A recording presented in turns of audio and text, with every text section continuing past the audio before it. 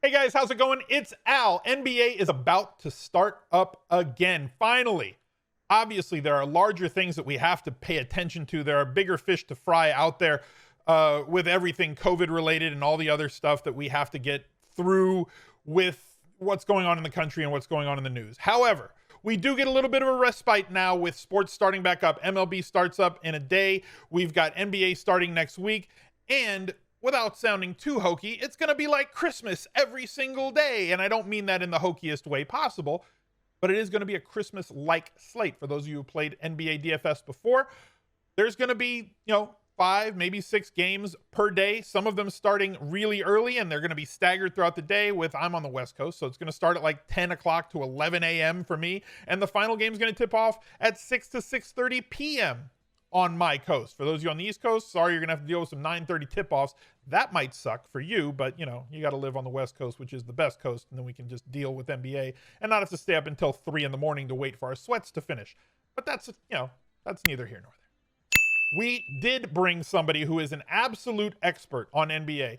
He's been here on the channel before. His name is Drew Dinkmeyer. He is now with EstablishTheRun.com, and if you are interested, we do have a promo code for EstablishTheRun.com. There is going to be a link right down below in the comments to take you there. You can always use that promo code SMIZLIFE at checkout if it's something that you want to purchase. They are going to have NBA content, not projections, but NBA content with shows, articles, news, and notes. And for me right now, that is very important. I've talked over the years about how the edge in any DFS sport goes up as the information comes down. With NBA Restart, the information edge is going to be a little bit larger, in my opinion. So if you want to stay connected and you want to have people go out there and get the best information for you, they've brought Mike Gallagher on from Roto World. They've got Drew and Mike from Daily Roto over at ETR now, and they've got Andrew Wiggins, Mackie Supa, one of the greatest high-stakes players in NBA history, that are going to be putting out content and shows for you. There will be a link, as I said, down below, or you can use promo code SMIZLIFE at checkout to get 10% off of any new membership over at Establish the Run. But let's bring in the Dinkbot himself, Drew Dinkmeyer. How's it going today, man? It's going great. We're just a little over a week away from the start of the NBA, and I'm super excited for it. I'm back in kind of my groove of breaking down players. Right now, it's breaking down social media videos from teams, trying to look at lineup combinations. But times change, you adapt, and I'm looking forward to this new restart. So are you like freeze framing all the highlights? Like, okay, so like Ja Morant, Yeah. here's Ja Morant going into dunk. You're like, okay, Yeah. who's wearing the blue jerseys and who's wearing the white jerseys, so we can kind of try to disseminate what the starting lineup's going to be. Yeah, that's exactly what we're doing right now, to try to figure out kind of, different lineup combinations, and because all the teams are kind of scrambled in terms of who's available and who's back with them in the bubble and who is playing, who isn't playing. Mm-hmm. And so some of these teams are, more stable and consistent than others, and you just got to, work to find as much information as possible. This is kind of the restart is kind of like, playing preseason DFS. If you've ever played preseason DFS for NBA or NFL or any of these sports where, really information is king. And speaking of that information, some of that information, we've got a few points that we want to hit on here. And then at the end of the video, Drew's going to give you 3 or 4 guys, whatever, a couple of guys that he thinks are going to be under the radar for the average NBA fan that may not know about it, but might start playing NBA. Because Drew, off air, you'd said that there's possibly a bigger edge in NBA Restart DFS versus regular season NBA DFS. Does that have to do with the information that's going to be readily available, or something different? Absolutely. It's a number of things, but first and foremost, it's about the information that's available. In the bubble, not every team is supplying beat writers that are traveling with the team. So we're getting less information that is individually tied to the team than we have before.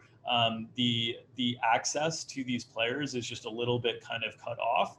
And we also, have the unknown of coronavirus in terms of how it's going to impact things. We've seen players have to leave the bubble already for undisclosed reasons. We'll see if they return, what the return situation is like, but there's very strict rules around all these things in terms of when players can return and how they can return via testing. So it's going to be a situation where there's going to be a lot of turnover, which if you play NBA DFS, you're accustomed to. You're accustomed to kind of late news and injury reports shaking up the slate. But I think more than ever, there's going to be more of that in this time. And then you've also got the added layer of context, which this is 8 games that a lot of teams are using to prepare themselves for the playoffs. And most of these teams have really no incentive to improve because there's no such thing as home court advantage anymore. So a lot of these teams are kind of more focused on trying to get their players and their rotations ready for the playoffs as opposed to necessarily going out and winning and getting certain seeds. So it's a little bit of a different kind of sprint to the finish line of the regular season than we're accustomed to. Most definitely. So we're talking more like with those incentives, usually down the stretch, players are obviously teams are trying to focus on getting the best seeding so that they can play it at home when it comes to the playoffs. Players sometimes are playing for contractual things. Right now, we've got players trying to play themselves back into shape with the preseason NBA bubble, the scrimmages that they have. And maybe some teams just using those 8 play-in games, those seeding games, so to speak, as let's just get ourselves back in shape, nobody get hurt.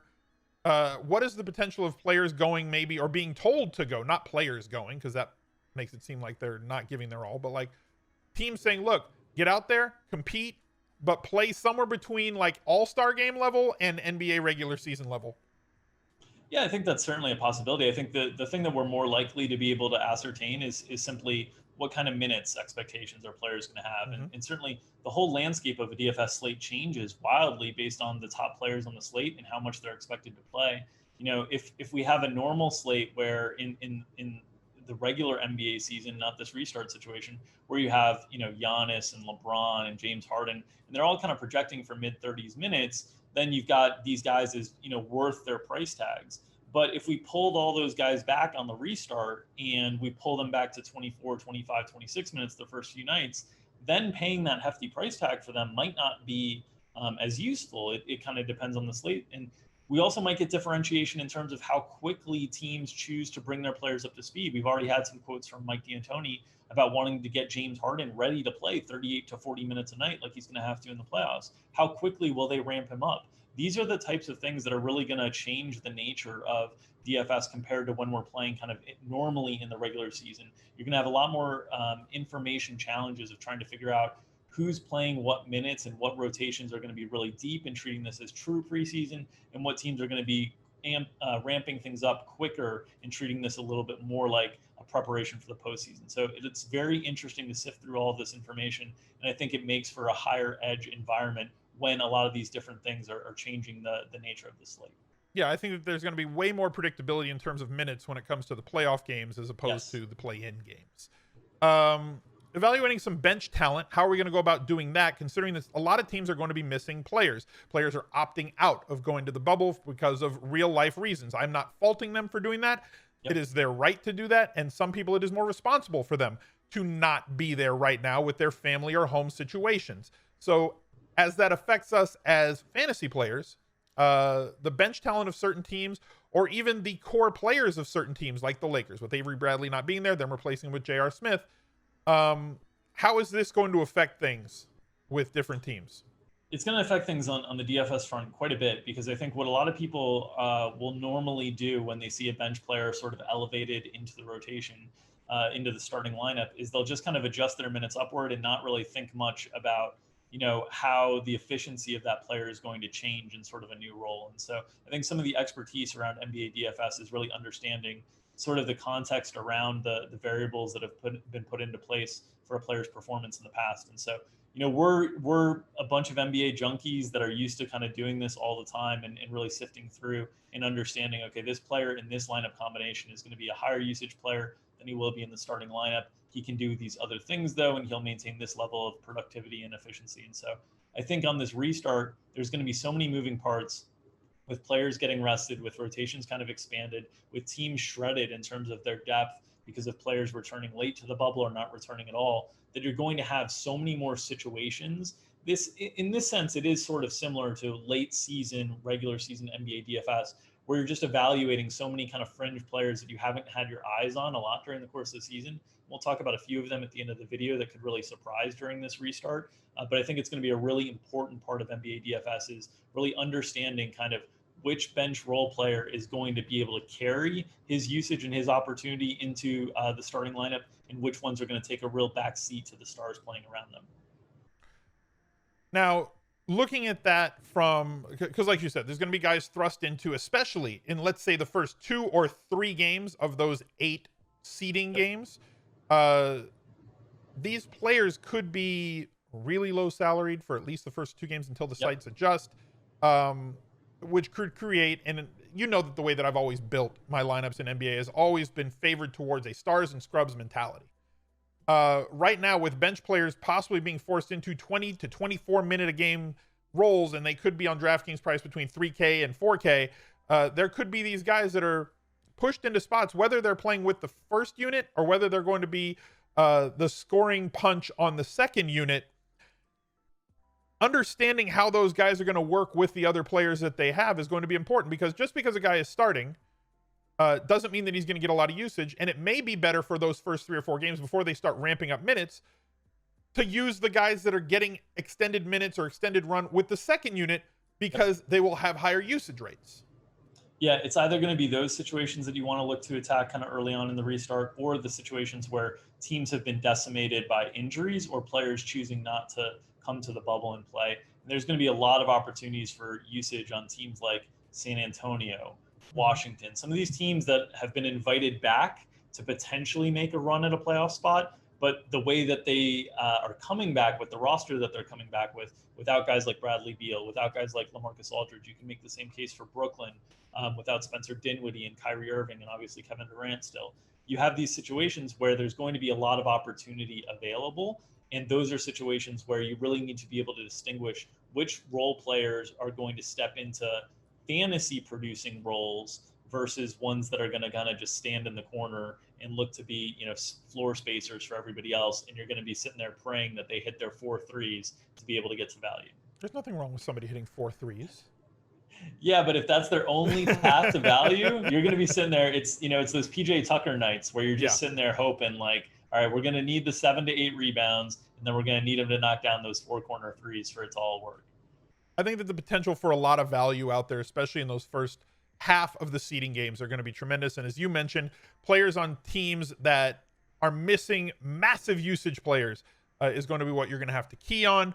And obviously at ETR, you guys do a great job of providing a lot of content in terms of that. Now, as I mentioned before, every slate is a Christmas Day slate.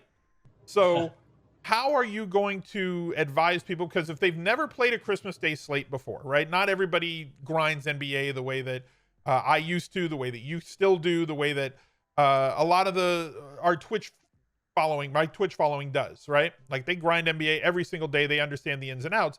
But for somebody who doesn't, how should they be managing their lineups to maybe get the most out of it? Should they be focusing on the teams that just have the highest over-under, the highest team totals, even if those are earlier in the day, or should they leave themselves room to adjust in case things kind of go sideways in the first 2 games of the day with 3-4 games trailing?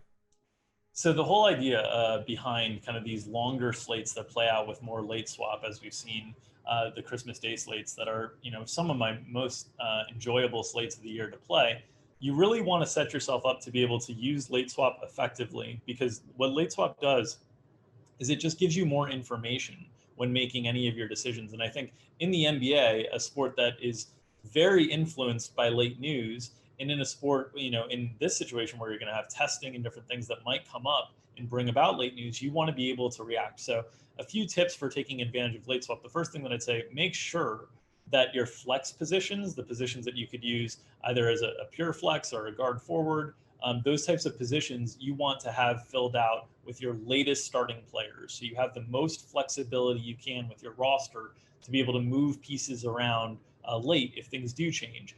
And you want to also be able to move things around, not just if news changes, but simply if your lineups get off to, really poor starts. You want to get away from some of the quote unquote chalkier plays to kind of give yourself a chance to salvage that lineup. And so the ability to maneuver during the course of the slate with the information that you get in terms of injury information, but also the information you get in terms of how the slate is playing out, is super valuable and can save you a few lineups during the course of the year in tournaments or in cash games, and really change the direction of your ROI. So I think using late swap effectively during these prolonged slates is going to be really, really important.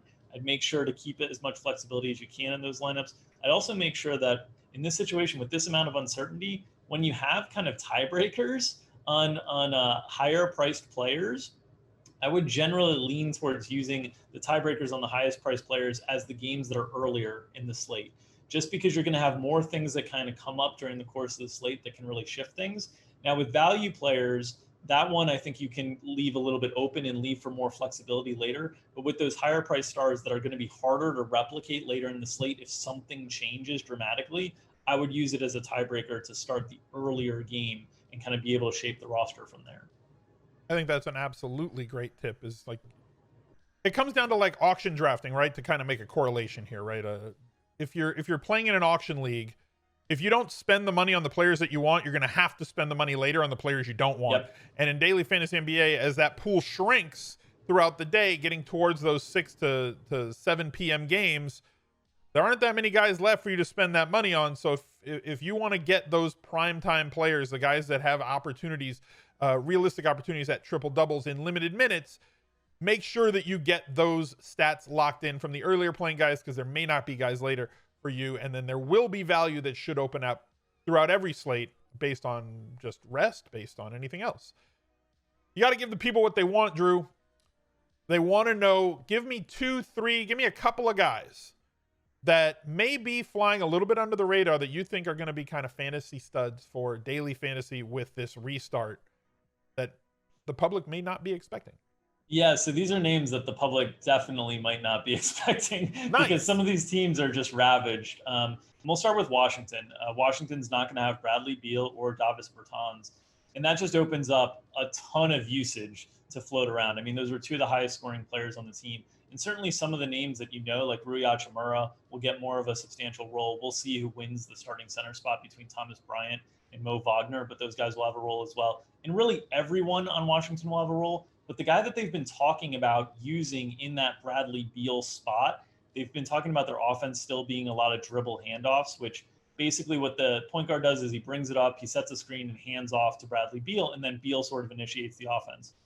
And the guys that are going to be in that role are Troy Brown Jr. and Jerome Robinson. And Troy Brown Jr. has had, fits and starts of fantasy value. He's actually a pretty athletic dude and a pretty good point per minute producer in these lineups with Bradley Beal. But these guys are going to get more opportunities to be the primary ball handler as well. I don't expect that they'll carry expensive price tags. We'll see what the sites end up doing when pricing is unleashed. But I think Washington is a team that we've wanted to target all season long. They play super fast. They struggle defensively. And there's going to be really good opportunities on the wings with Washington because they're filling 40 minutes from Bradley Beal that they were basically using every night, and a lot of shot opportunities with young players that they want to get looks at. And Troy Brown Jr. and Jerome Robinson, I think, are 2 names to pay attention to early on. That's great information, Drew. Thank you for showing up, guys. If you want to hear more from Drew as NBA restarts, just head on over to Establish the Run.